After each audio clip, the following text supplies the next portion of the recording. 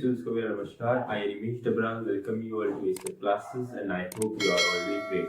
So this is the sixth video of our most important questions for class 10 series and इस video में भी हम क्या करने वाले हैं, हम सर्कल्स के क्वेश्चंस ही करेंगे और ये वीडियो हमारे सर्कल्स का आखिरी ही वीडियो होने वाला है क्योंकि सर्कल्स में इतने सारे क्वेश्चंस बचे नहीं हैं। अब मैं आपको ये भी सजेशन देना चाहूंगा कि बहुत क्वेश्चंस ट्राई करने के पीछे मत रहना एंड मोमेंट में, क्योंकि उससे आपका टाइम बहुत ज्यादा वेस्ट होगा। आपके पास बहुत सारे चैप्टर्स हैं जिनको आपको प्रैक्टिस करना है, जो आपने एनसीईआरटी में कर लिए सर्कल्स के, एनसीईआरटी एग्जाम्पलर में कर लिए हैं, ठीक है। मैंने एनसीईआरटी एग्जाम्पलर के क्वेश्चंस भी कराए थे फर्स्ट वीडियो में सर्कल्स की, ठीक है ना, तो वो ही काफी रहेंगे और उसके बाद जो मैं यहाँ पे एक्स्ट्रा क्वेश्चंस करा रहा हूँ वो काफी है, क्योंकि क्या होगा कि इन क्वेश्चंस को प्रैक्टिस करने के बाद ना आप मैक्सिमम जितने भी क्वेश्चंस आएंगे ना आप उनको ऑलमोस्ट ट्राई कर पाएंगे इजीली। ऐसा कोई वो नहीं होगा, क्योंकि मैं सर्च भी कर रहा था अलग अलग क्वेश्चन, तो मुझे सारे दिखे कि जो क्वेश्चंस मैंने पहले करा दिए ना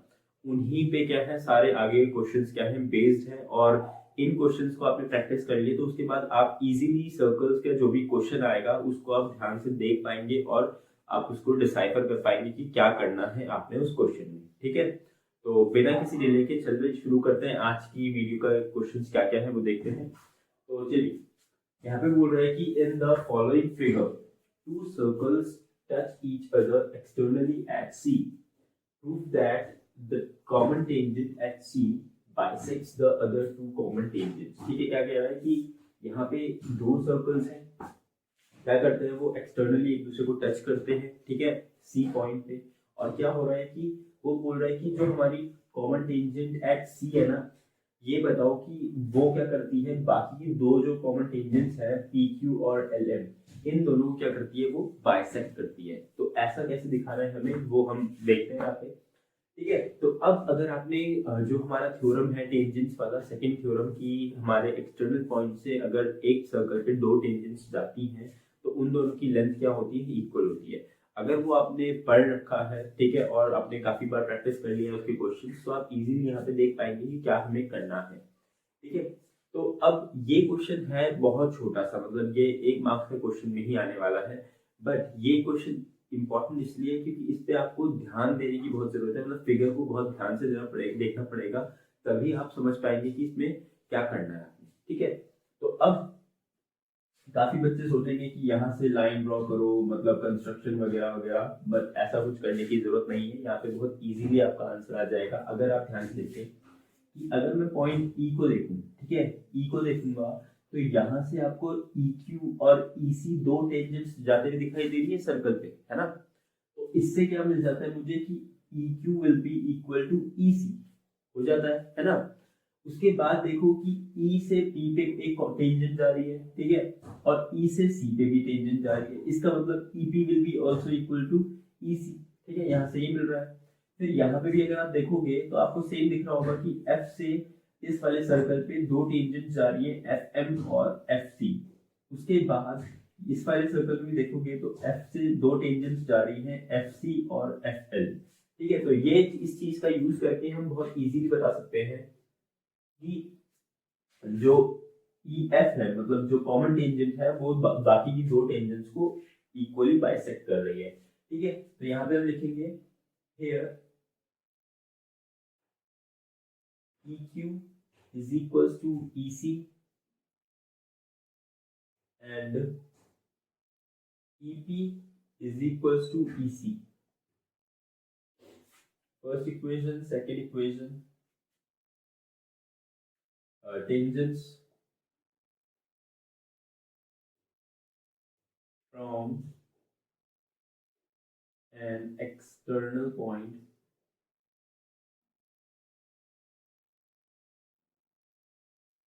to a circle, ठीक है।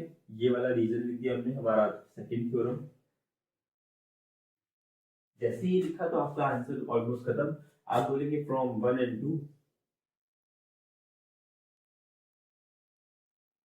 ठीक है, 1 and 2। अब EQ EC के इक्वल है, EP भी EC के इक्वल है, this implies EQ will be equal to EP, ठीक है। तो हमने एक चीज तो प्रूव कर दी कि EP और EQ इक्वल है। अब EP और EQ का इक्वल होने का मतलब क्या हो गया, जो पॉइंट E है वो क्या करता है, पी क्यू को बाइसेक्ट कर रहा है, यही तो मतलब हुआ इस चीज का।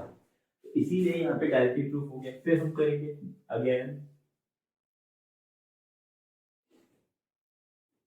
F M is equals to F C, F L is equals to F C. फिर से ये third equation, second, fourth equation, ठीक है। और फिर से रीजन आप यही लिख देना, tangents from an external point.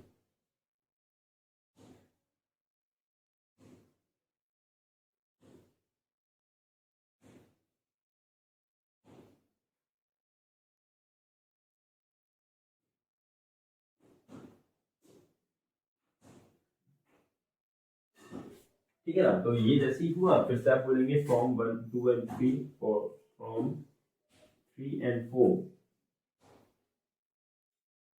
ठीक है, यहाँ से मिल जाएगा हमें F M is equal to F L. ये जैसे ही हुआ इसको हम मान लेते हैं इक्वेशन ए, इसको हम मान लेते हैं बी। तो हम बोलेंगे from 1 and B,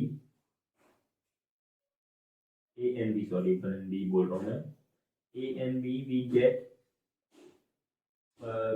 E F bisects both PQ and LM at E and F। ठीक है, ये जैसे हमने लिखा तो हमारी जो चीज हमने प्रूफ करनी थी वो हो गई है। तो इसीलिए ये क्वेश्चन क्या आएगा आपका 1 मार्क के क्वेश्चन में आएगा।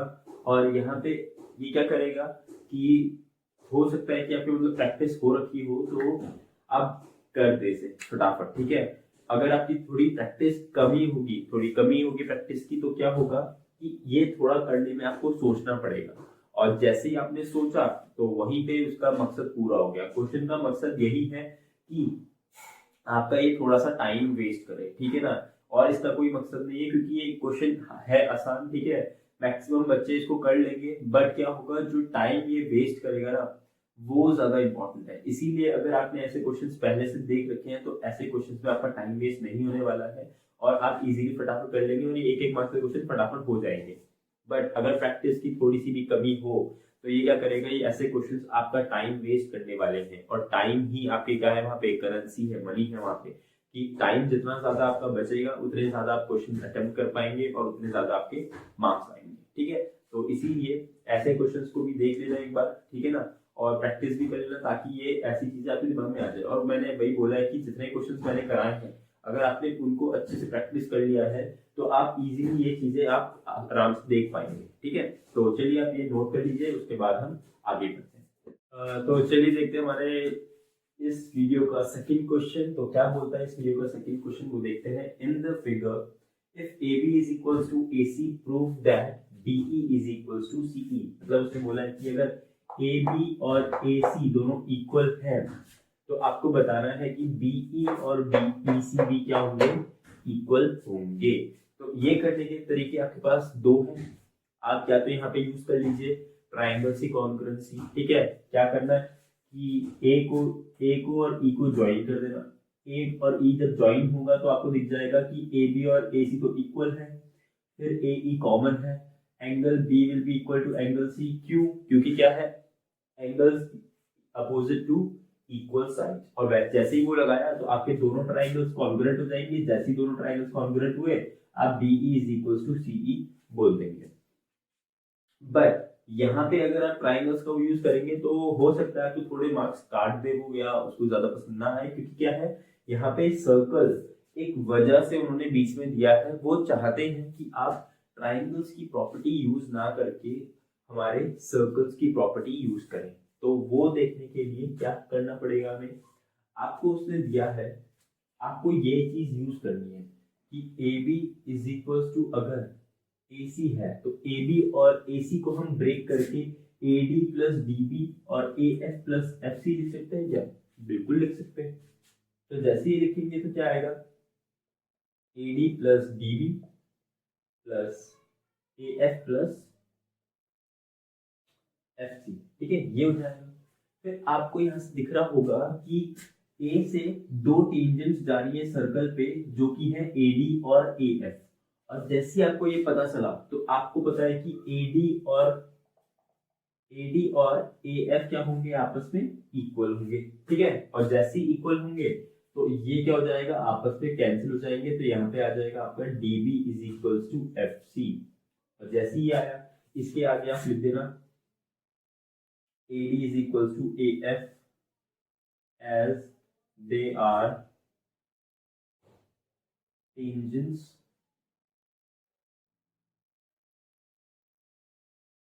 from an external point, ठीक है।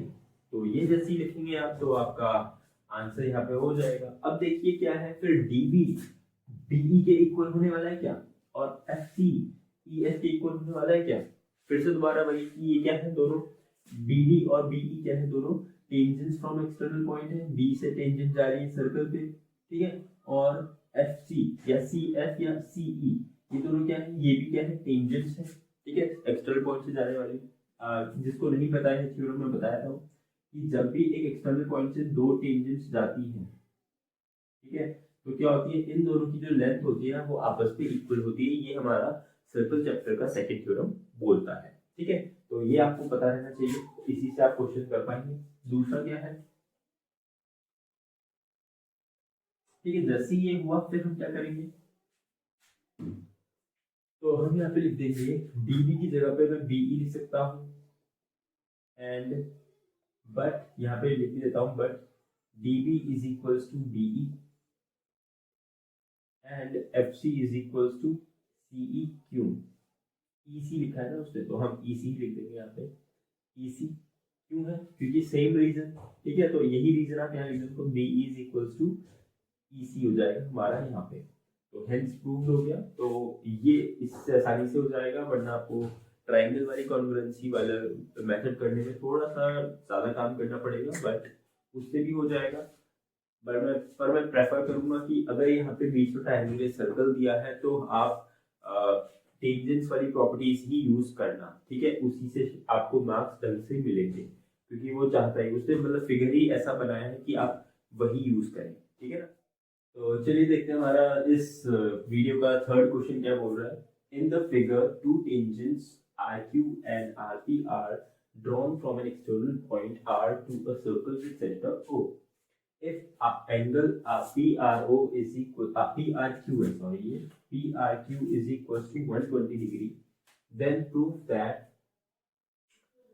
OR is equals to PR plus RQ। मतलब कि जो ये OR होगा ना, ये इसकी लेंथ कितनी होगी, इसकी लेंथ प्लस इसकी लेंथ के, ठीक है। तो कैसे इसे प्रूव करना है वो हम देखते हैं। तो चलिए, तो अब देखो ये क्वेश्चन मैंने किस लिए लिया है, क्योंकि ये क्वेश्चन ना नॉर्मली आपसे सॉल्व नहीं होगा, ठीक है, इसमें आपको ना ट्रिग्नोमेट्री की जरूरत पड़ने ही पड़ने वाली है। तो जहाँ पे आपको मतलब ऐसा लगता है कि अगर सर्कल्स का चैप्टर है तो यहाँ पे ट्रिग्नोमेट्री नहीं लगेगी या कुछ ऐसा, तो आप बिल्कुल ऐसा मत सोचिएगा। ट्रिग्नोमेट्री आपकी कहीं भी लग सकती है, जहाँ पे भी आपको दिखता है कि आपको एंगल स्टैंडर्ड एंगल दिख रहा है और वहाँ पे राइट ट्राइंगल है, तो आप वहाँ पे इजीली ट्रिग्नोमेट्री का यूज करके लेंथ वगैरह और जो हमारी मतलब साइड्स की लेंथ होती है और हमारा एंगल होता है, तो उसके बीच में आप रिलेशन आराम से निकाल सकते हो, ठीक है। तो यहाँ पे हम क्या करने वाले, कंस्ट्रक्शन में हम ओपी और ओक्यू को ज्वाइन कर देंगे। कंस्ट्रक्शन में लिखेंगे ज्वाइन ओपी एंड ओक्यू, ठीक है। ओपी एंड ओक्यू जैसे ज्वाइन करेंगे तो आपको दिखेगा ये एक ट्राइंगल है राइट ट्राइंगल, और ये है एक ट्राइंगल वो है राइट ट्राइंगल। हम बोलेंगे in triangle RPO and triangle RQO, ठीक है। इन दोनों ट्राइंगल में देखो OP is equals to OQ है, फिर OR is equals to OR है, कॉमन ये रेडियाई लिख देते हैं, ये हो जाएगा आपका कॉमन। फिर आपका ये है angle RPO is equal to angle R Q O. क्यों होगा? क्योंकि ये 90 डिग्री के इक्वल है। कैसे? Angle between radius and tangent. ठीक है, तो ये हो गया। ये जैसे ही हुआ तो यहाँ से आपको मिल जाएगा triangle R P O is congruent to triangle R Q O. कैसे? बाय आर एच एस, मतलब कि right angle, hypotenuse and side. और जैसे ही ये हुआ तो हम बोल देंगे angle P R O, O R P लिख देते हैं, O R P is equal to angle O R Q which is equal to half of angle P R Q. ठीक है, पी आर क्यू ही लिखा है वहां पे भी। तो जैसे ये हुआ तो यहाँ पे angle O R P will be equal to half of, वो ये कितना हो जाएगा 60 डिग्री। अब ये 60 डिग्री आ गया तो यहाँ पे आपका ये 60 डिग्री है। तो आप यहाँ पे क्या कर सकते हैं, हम using in right triangle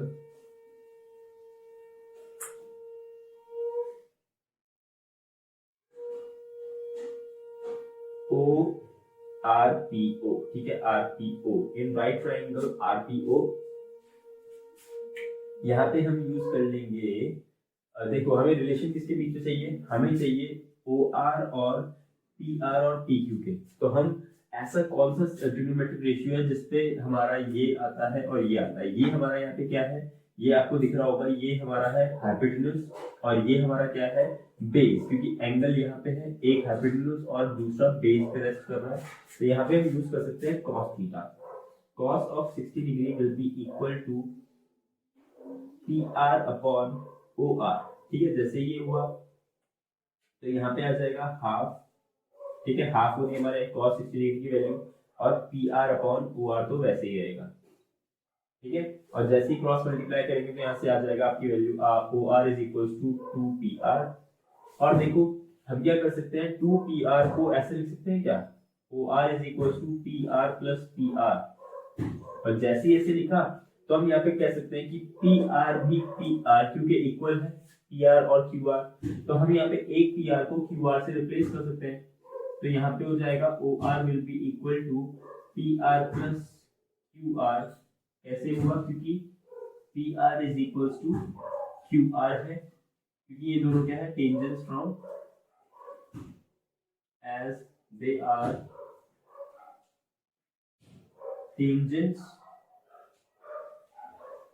from an external point. ठीक है, तो जैसे ये हुआ तो हमारा पूरा प्रूफ खत्म हो चुका है। हमें इसी चीज को प्रूव करना था और हमने कर दिया। तो चलिए आप इस क्वेश्चन को भी आप नोट कर लीजिए, फिर उसके बाद हम आगे बढ़ते हैं। तो चलिए हमारे चलते हैं हमारे क्वेश्चन नंबर 4 पे इस वीडियो के। तो क्या कहता है हमारा question number 4, prove that the tangent drawn at midpoint of an arc of a circle is parallel to the chord joining the endpoints of the arc। तो क्या कह रहा है कि अगर एक आर्क के, ये आर्क दिख रहा है आपको सर्कल का, इसके मिड पॉइंट पे अगर, मतलब मिड पॉइंट का मतलब क्या हुआ कि ये जो आर्क बनेगा बी एम और ए एम ये दोनों इक्वल होंगे। ठीक है, तो इन दोनों के मिड पॉइंट पे जो टेंजेंट बनती है ना, वो टेंजेंट क्या होती है, कॉर्ड ऑफ ए बी के पैरेलल होती है। ठीक है, इसी आर्क के द्वारा बनाई जाने वाली कॉर्ड के पैरेलल होगी। तो हमें पैरेलल प्रूफ करना है। तो अब मैंने आपको लास्ट वीडियो में बताया था कि पैरेलल प्रूफ करने का क्या तरीका होता है। दो पैरेलल लाइंस के बीच में अगर जो हमारे ऑर्डिनरी इंटीरियर एंगल्स हैं, कॉरस्पॉन्डिंग एंगल्स हैं, इंटीरियर एंगल्स हैं, ठीक है, अगर ऑर्डिनरी इंटीरियर एंगल्स हैं वो इक्वल हो जाते हैं, या कॉरस्पॉन्डिंग एंगल्स इक्वल हो जाते हैं, या फिर इंटीरियर एंगल को इंटीरियर एंगल्स का सम अगर 180 हो जाता है, ठीक है, तो इससे भी क्या हो जाता है, आपकी दो लाइंस जो भी हमारी गिवन है वो आपस में क्या हो जाएंगी, पैरेलल हो जाएंगी। तो यहाँ पे भी हम वही तरीका अपनाने वाले हैं। यहाँ पे हम क्या करेंगे कि कोई एक ऑल्टरनेट इंटीरियर एंगल्स का पेयर पकड़ लेंगे, उनको इक्वल प्रूफ कर देंगे, और जैसे ही वो इक्वल होंगे उसके बाद हम बोल देंगे कि भाई ये तो पैरेलल लाइंस है, क्योंकि ऑल्टरनेट इंटीरियर एंगल्स हमारे तभी इक्वल होते हैं जब दो लाइंस आपस में क्या होती हैं, पैरेलल होती हैं। तो ये काम करने के लिए हम क्या करेंगे, यहाँ पे देखते हैं। चलो देखो, अब देखो जैसे ही हमारे आर ए एम और बी एम इक्वल होंगे तो ऑटोमेटिकली क्या होता है, जो आर आर में कॉर्ड ए एम और बी एम होगी ना, वो भी आपस में इक्वल हो जाती है। Given given arc A M is equal to arc B M. ठीक है, तो this implies chord AM will be equal to chord BM। जैसे ये हुआ हमारा आधा काम तो यहीं निपट गया। ठीक है, अब आधा काम यहाँ पे निपट गया, उसके बाद हम बोलेंगे कि हम मान लेते हैं इस एंगल को और इस एंगल को हम पकड़ लेते हैं। जैसे इन दोनों एंगल को पकड़ा, आपको दिख रहा होगा ये दोनों क्या है, ऑल्टरनेट इंटीरियर एंगल्स हैं। तो यहाँ पे हम क्या फॉर्मूला लगाएंगे, हम बोलेंगे कि हमारा जो एंगल वो है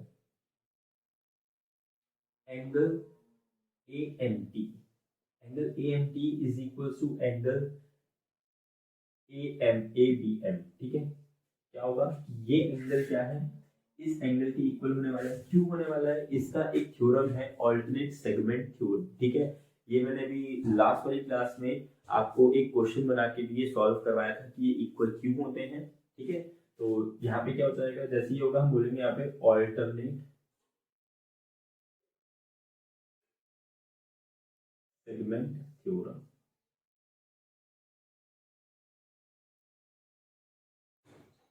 ठीक है, मैं ऑल्टरनेट सेगमेंट थ्योरम आपको यहाँ पे एक बार बना के दिखाता हूँ कि क्या होता है ऑल्टरनेट सेगमेंट थ्योरम में।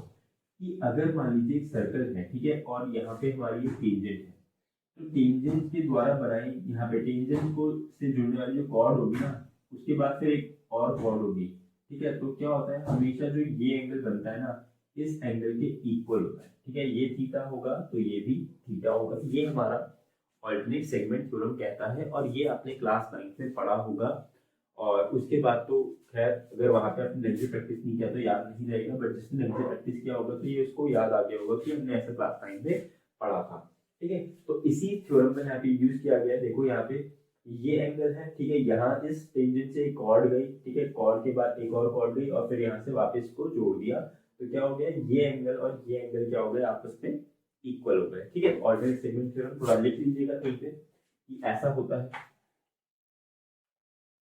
तो जैसे ये हमने किया,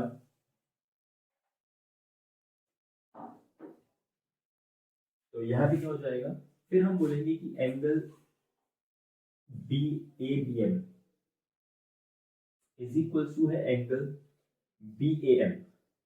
क्यों है, क्योंकि देखो angles opposite to equal sides. ठीक है, ये दोनों क्या है, हमने अभी कॉर्ड AM और BM को इक्वल दिखा दिया, तो ये इक्वल होंगे तो ये एंगल्स भी इक्वल होंगे। तो हम यहाँ पे ये फर्स्ट इक्वेशन ले लेंगे, इसको हम सेकंड इक्वेशन ले लेंगे, और क्या हो जाएगा, from 1 and 2 we get angle AMT is equals to angle AMT is equals to angle BAM। ठीक है, BAM। ठीक है, तो यहाँ पे ये मिल गया, तो हम बोलेंगे but they are alternate interior angles, therefore lines भी नहीं बोलेंगे,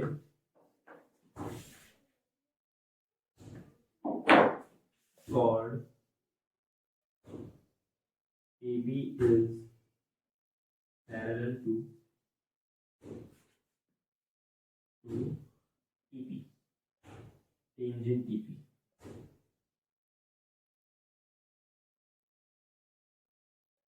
तो AB is parallel to TP, ये हमारा प्रूफ हो चुका है। अब देखिए, अगर आपको ऑल्टरनेट सेगमेंट थ्योरम नहीं भी आता तो भी आप इस चीज को प्रूफ कर सकते हैं। ठीक है ना, कैसे प्रूफ कर सकते हैं, यहाँ पे क्या करना कि एक सर्कल से ये वो ज्वाइन करना। ठीक है, ज्वाइन जैसे ही करेंगे आप तो क्या होगा, ये हो जाएगा। अब ये सेगमेंट, ये जो हमारे कॉर्ड्स है अगर इक्वल है तो ये इस एंगल को इक्वली डिवाइड करेगा, ठीक है। तो उसके बाद क्या होगा, अगर ये 90 डिग्री होने वाला है ना, 90 डिग्री होगा। तो 90 डिग्री जैसे ही हुआ तो क्या हो जाएगा यहाँ पे, अगर एंगल, इसको O मान लेते हैं, O M T is equal to 90 degree है, तो यहाँ पे अगर एंगल ओ एम टी को ब्रेक करेंगे तो क्या आएगा, angle O M A plus angle A M T, ठीक है, ये आएगा इज इक्वल टू 90 डिग्री। एक चीज तो ये आ गई।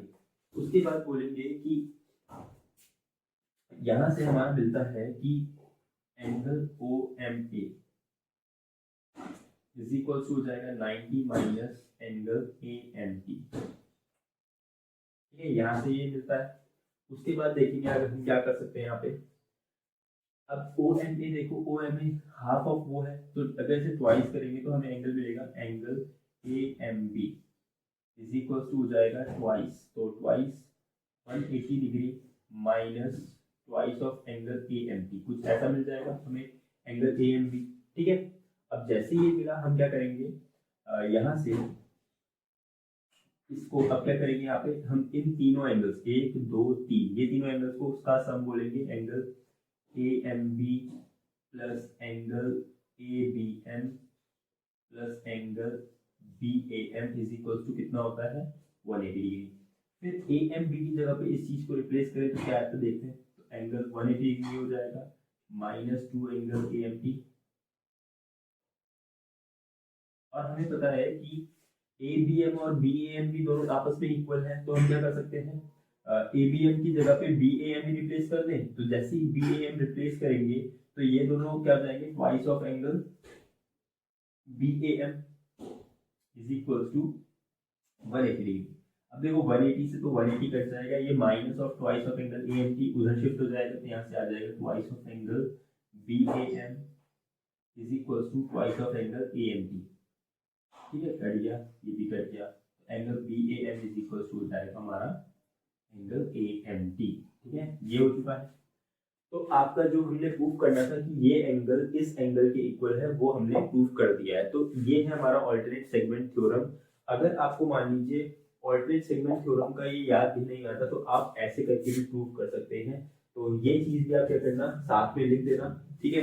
तो दोनों में से आपको जो वहां पे याद आएगा कि ऑल्टरनेट सेगमेंट थ्योरम याद नहीं आ रहा है तो कैसे करें, तो ये चीज आप प्रूव कर सकते हैं कि यहाँ पे 90 लिया, उसके बाद थोड़ा बहुत इधर उधर करके हमारा सॉल्व हो जाएगा, ठीक है। तो चलिए आप ये नोट कर लीजिए, उसके बाद हम आगे बढ़ते। चलिए देखते हैं हमारा क्वेश्चन नंबर 6 इस वीडियो क्या बोलता है। तो ये बोल रहा है कि हमें क्या करना है, फिगर में शो करना है कि AD plus BE plus CF will be equal to AF plus BD plus CE which is further equal to half of perimeter of triangle ABC।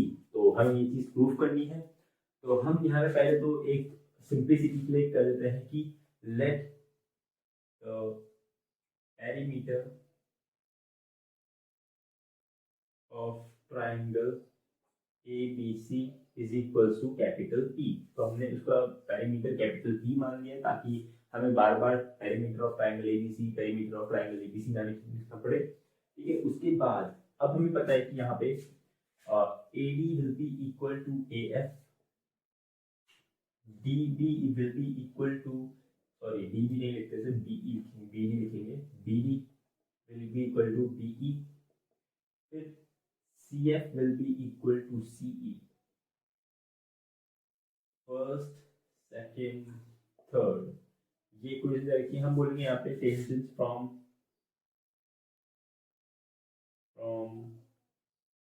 N external point to a circle, ठीक है। तो ये बोला है। तो ये इसका मतलब क्या हुआ कि जब भी एक पॉइंट एक्सटर्नल पॉइंट से सर्कल पे दो टेंजेंट्स जाती है तो उनकी लेंथ क्या होती है, आपस में इक्वल होती है, कुछ ऐसा, ठीक है। तो ये दो टेंजेंट्स आ रही है तो ये दोनों क्या होंगी, आपस में इक्वल होंगी। ये हमारा सर्कल चैप्टर का सेकंड थ्योरम बोलता है, उसी को हमने यहाँ पे यूज किया है। फिर हम बोलेंगे perimeter of triangle ABC is equal to है AB plus BE BC plus AC। ऐसा ही हमारा पेरीमीटर। तो यहाँ पे पी की वैल्यू हो जाएगी ऐसे। अब ए बी को मैं ब्रेक करके लिख सकता हूँ ए बी नहीं sorry A D plus D B, ठीक है। फिर प्लस यहाँ पे बी सी को ब्रेक करके लिखता हूँ B E plus C E, फिर प्लस ए सी को ब्रेक कर लिखता हूँ A F plus C F, ठीक है। ये चीज कर सकता हूँ। अब आपको यहाँ पे पता है कि जो ए डी है वो ए एफ के इक्वल है, बी डी है वो बी ई के इक्वल है, सी एफ है वो सी ई के इक्वल है। तो एक बार ऐसे रिप्लेस कर दीजिए सबको। ए डी की जगह पे, चलो पहले ए डी वाला ये वाली चीज प्रूव कर देते हैं। तो बी ई जगह पे क्या करेंगे हम, बी ई की जगह पे नहीं, हमें जो जो अननेसेसरी चीजें हैं, जैसे डी बी अननेसेसरी है तो डी बी की जगह पे बी ई रिप्लेस कर देते हैं। तो ए डी प्लस यहाँ पे आ जाएगा B E plus B E. तो उसके बाद सी एफ हमें चाहिए, तो सी एफ यहाँ पे रहेगा, सी ई की जगह पे क्या कर देते हैं, सी एफ ही रिप्लेस कर देते हैं, plus C F plus A F की जगह पे हम ए डी रिप्लेस कर देते हैं, प्लस यहाँ पे सी एफ, ठीक है। यहाँ पे हम बोल देंगे फ्रॉम 1 2 and 3, मतलब 1 2 and 3 में से हमने ऐसा उठा लिया है कि A D is equal to A F है, तो ए एफ की जगह पे ए डी रख दिया। तो यहाँ पे आप देखो आ जाएगा twice of A D plus twice of B E plus twice of C F. जैसे ये हुआ तो 2 2 कॉमन लेके हम क्या कर सकते हैं, यहाँ पे पी के नीचे भेज सकते हैं 1/2 इज इक्वल टू आ जाएगा A D plus B E plus C F. तो ये एक चीज तो हमारी प्रूफ हो गई, ये भी क्या है इस चीज के इक्वल है।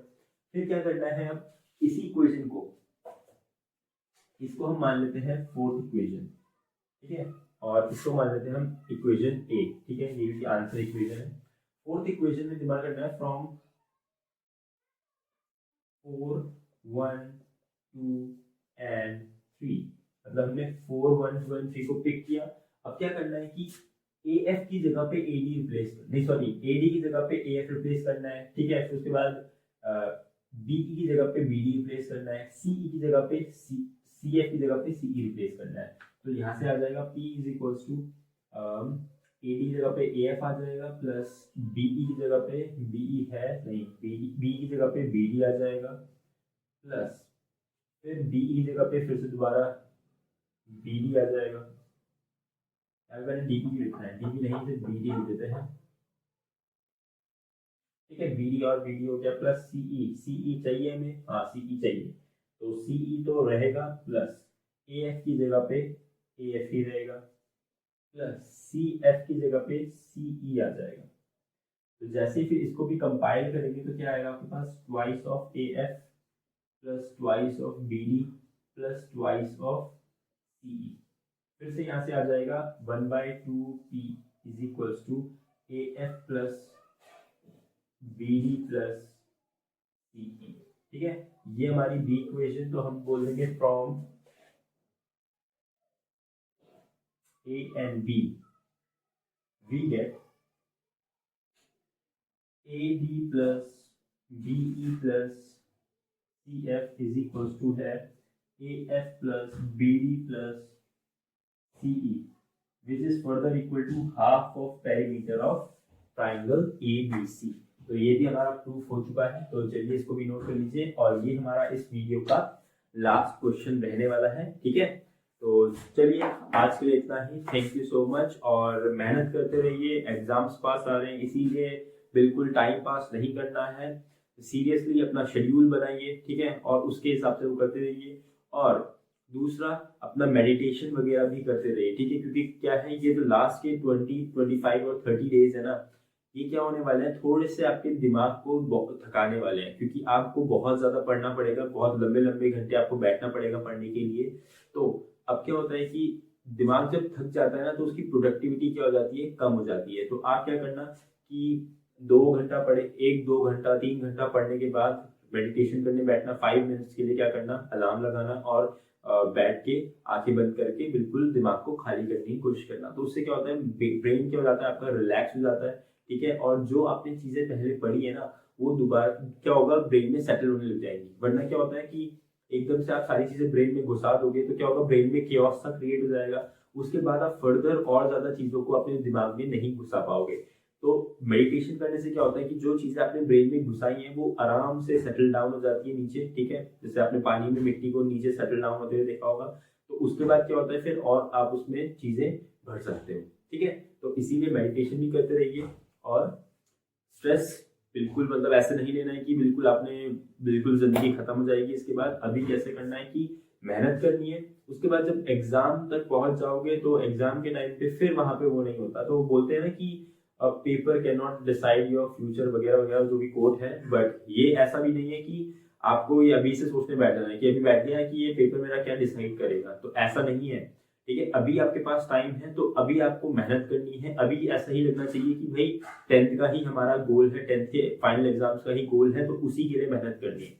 बट जब क्या हो जाएगा, टाइम तैयारी का खत्म हो गया, अब एग्जाम देने बैठ रहे हो, वहां पे फिर क्या होना है कि स्ट्रेस नहीं लेना है कि एग्जाम में आप बैठे हैं, क्वेश्चंस नहीं आ रहे हैं, तो आपको ऐसा नहीं सोचना है कि बिल्कुल अब तो जिंदगी खत्म हो जाएगी। तो वहां पे वो चीज क्या होती है, एप्लीकेबल होती है। बट जब तैयारी का टाइम आपके पास है तो पूरी तरीके से मेहनत के साथ तैयारी करनी है।